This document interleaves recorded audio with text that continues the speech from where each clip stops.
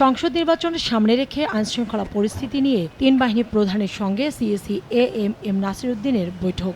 রোববার দুপুর 12টা থেকে প্রায় 1 ঘণ্টার এ সভায় অংশ নেন সেনাপ্রধান জেনারেল ওয়াকারুজ্জামান, নৌবাহিনী প্রধান অ্যাডমিরাল মোহাম্মদ নাজমুল হাসান ও বিমান বাহিনী প্রধান air chief marshal Hasan Mahmud Khan. তিন বাহিনীর প্রধানের সঙ্গে বৈঠক শেষে আইনশৃঙ্খলা ও নিরাপত্তা বাহিনীর শীর্ষ কর্মকর্তাদের সঙ্গে বৈঠক করে নাসির উদ্দিন কমিশন।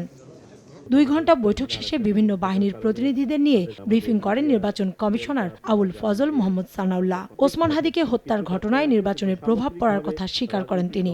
সার্বিকভাবে যদি আমরা বলি, আইন শৃঙ্খলা পরিস্থিতি নিয়ন্ত্রণে অবশ্যই আছে।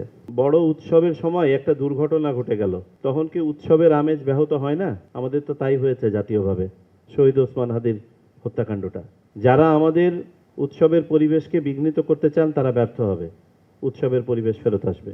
জানান, ভোটারদের আস্থা তৈরি করতে অস্ত্র উদ্ধার ও সন্ত্রাসীদের গ্রেফতারে নতুন করে শুরু হচ্ছে যৌথ বাহিনীর অভিযান। যৌথ বাহিনীর অপারেশনের অন্যতম লক্ষ্য হবে অবৈধ অস্ত্র ও গোলাবারুদ উদ্ধার, সন্ত্রাসীদের গ্রেফতার এবং আইনের অস্ত্র উদ্ধারের ব্যাপারে বিশেষ জোর দিয়েছি।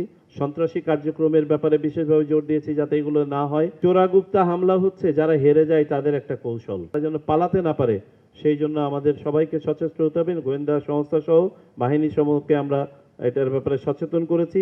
ভোটের মাঠে এখন থেকেই 1 লাখ সেনা সদস্য দায়িত্ব পালন করবেন বলেও জানান ইসি সানাউল্লাহ। যেমন সেনাবাহিনী 1 লক্ষ ডিপ্লয় করবে, যার 1/3 অলরেডি মাঠে ডিপ্লয়েড আছে। কাউসার চৌধুরী কুমু, সময় সংবাদ, ঢাকা।